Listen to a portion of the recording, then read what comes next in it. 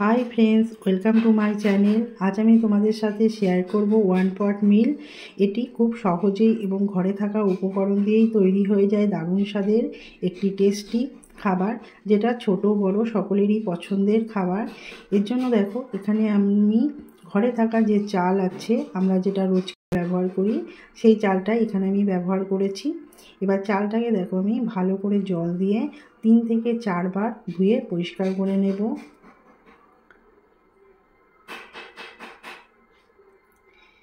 এবার দেখো, চালটা আমার ধোয়া হয়ে গেছে, আমি একদম জল ঝরিয়ে রেখেছি। এরপর দেখো, একটা কড়াইতে সাদা তেল দিলাম, আর তেলের মধ্যে সামান্য পরিমাণ লবণ দিলাম। তার মধ্যে ডুমো করে কেটে রাখা আলুগুলো দিয়ে দিলাম। এবার আলুগুলোকে হালকা লাল করে একটু ভেজে নেব, খুব বেশি লাল করে ভাজবো না। তারপর দেখো, আলুগুলো ভাজা হয়ে গেছে, এগুলোকে আমি তুলে নিচ্ছি।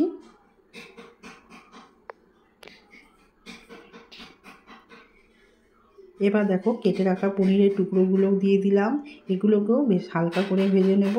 আর লবণটা আমি আগে ব্যবহার করেছি, তার জন্য আর লবণটা আমি আর ব্যবহার করলাম না। আর পনিরগুলোকে খুব হালকা করে ভেজে নেব, সামান্য ব্রাউন কালার আসলেই তুলে নেব, তাতে পনিরগুলো বেশ নরম থাকবে, খেতেও ভালো লাগবে, মুখে দিলে একদম মিলিয়ে যাবে। তো দেখো, পনিরের টুকরোগুলোকে আমি তুলে নিলাম, তেল একটু কমিয়ে রাখলাম। আর এই তেলের মধ্যে আমি সাদা জিরে, গোটা এলাচ, দারচিনি, লবঙ্গ আর গোলমরিচ দিলাম, দিয়ে ফোড়নটাকে বেশ ভালো করে ভেজে নিলাম। তারপর এখানে পেঁয়াজ কুচি দিয়ে দিলাম, পেঁয়াজটাকেও বেশ হালকা করে ভাজবো। তারপর দেখো, এখানে আমি জিরে গুঁড়ো, ধনে গুঁড়ো, লঙ্কা গুঁড়ো, হলুদ গুঁড়ো, লবণটা আমি একবারেই আন্দাজ করেই দিয়ে দিলাম। তোমরা চাইলে লবণটা চেক করে দেখতে পারো, যদি লাগে পরে ব্যবহার করতে পারো। তারপর একটু জল দিয়ে মশলাটাকে ভালো করে একটু নাড়াচাড়া করে একটা ঢাকনা দিয়ে ঢেকে রেখেছিলাম। তারপর দেখো, ঢাকনাটা তুলে মশলাটাকে একটু ভালো করে কষিয়ে নিচ্ছি। তারপর এখানে ধুয়ে রাখা চালটা দিয়ে দিলাম। এবার চাল আর মশলা একসাথে আমি মিনিট 6-7 মতো ভেজে নেব। আর আঁচটা আমি একদম বাড়িয়ে দিলাম, দিয়ে চালটাকে বেশ সুন্দর করে ভেজে নেব। এতে আমরা যে রাইসটা তৈরি করব সেটা খুব ঝরঝরা হবে, আবার খেতেও ভালো লাগবে। কারণ চালের মধ্যে এক ধরনের একটা সমস্ত চালের মধ্যে কিছু না কিছু একটা ফ্লেভার থাকে, তা সেই ফ্লেভারটা চালটা ভাজলে ফ্লেভারটা বেরিয়ে আসবে, আর এতে খেতে ভালো লাগবে। আর তোমরা চাইলে এই রেসিপিটা তোমরা বাসমতি চাল, আতপ চাল বা গোবিন্দভোগ চাল দিয়েও করতে পারো, তাতেও বেশ ভালো লাগবে খেতে। তারপর দেখো, ভাজা হয়ে গেছে চালটা আমার। এবার আমি এখানে পরিমাণ মতো জল দিয়ে দিলাম। এখানে আমি 3 কাপ জল ব্যবহার করেছি, বড় কাপে 3 কাপ জল ব্যবহার করলাম।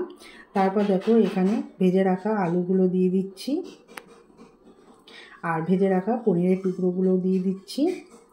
তারপর ভালো করে নাড়াচাড়া করে নেব, যতক্ষণ না চালের জলটা ফুটে ওঠে ততক্ষণ পর্যন্ত আমি অপেক্ষা করব। তারপর দেখো, কটা কাঁচা লঙ্কা দিয়ে দিলাম। এবার দেখো, জলটা বেশ ভালো করে ফুটে উঠেছে, আমি একটু নাড়াচাড়া করে নিলাম। তারপর আমি আঁচটা একদম কমিয়ে মিনিট 15 রেখে দিয়েছিলাম ঢেকে। এবার দেখো, ঢাকনাটা তুলে নিলাম। এবার দেখো রাইসটা কত ঝরঝরা হয়েছে, আর যখন ঠান্ডা হয়ে যাবে রাইসটা তখন আরও ঝরঝরা হয়ে যাবে।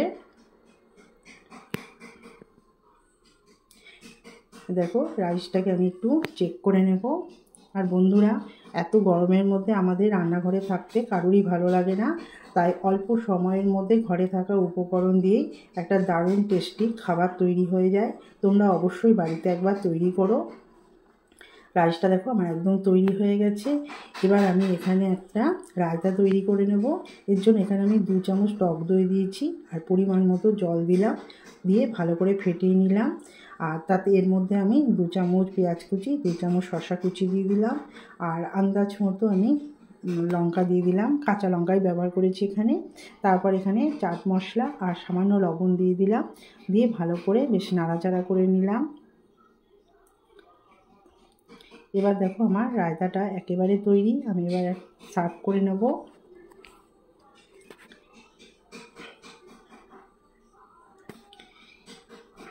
অল্প সময়ের মধ্যে তৈরি হয়ে যায় এই রেসিপিটা। খেতে হয় অত্যন্ত দুর্দান্ত স্বাদের।